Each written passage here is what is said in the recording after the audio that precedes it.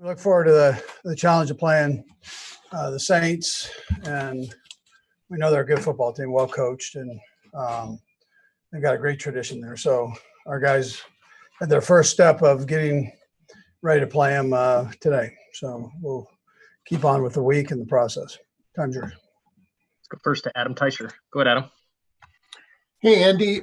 Unless my calculations are wrong, both Byron Pringle and Mitch Schwartz are eligible to come off IR this week. Are either of those guys practicing yet? And Brad, I'll have a second question also. Pringle did, yeah, he practiced today. Schwartz. Pringle. Okay. And also a lot of great receiving tight ends over the years. None has ever led the league in receiving yards, although Travis is now. Why has a tight end never led the league in receiving, do you feel like?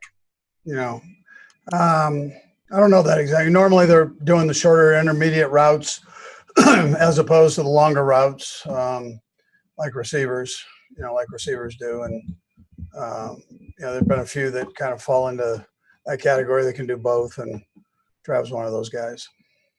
Let's go next to Pete Sweeney. Go ahead, Pete.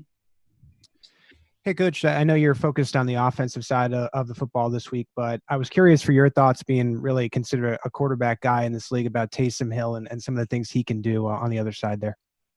Well, he's a BYU guy. I think that's probably all we need to say. I mean, he's a good player, strong, a good runner, good thrower. He represents well, but unfortunately, he's on the other team, so we got to get ourselves ready to play against him. Yep. Let's go next to Herbie Tiopi. Go ahead, Herbie. Hey, Coach, two questions here for you. The first one, there's obviously going to be a lot of creativity on the field when you and Peyton match up. How do you challenge yourself every year to stay creative, and where do you find your inspiration from?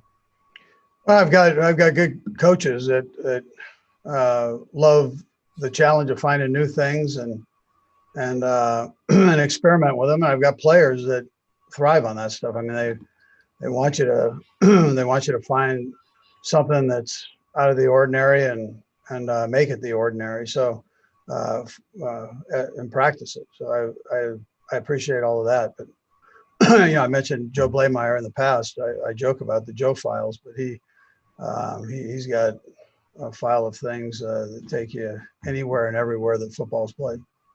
And to follow up on Pete Sweeney's question on Taysom Hill, obviously there's a BYU connection there, so you probably saw a lot of him just keeping in touch with your alma mater. How much were you aware that he could block punts and play defense and return kicks when you saw him coming out of college?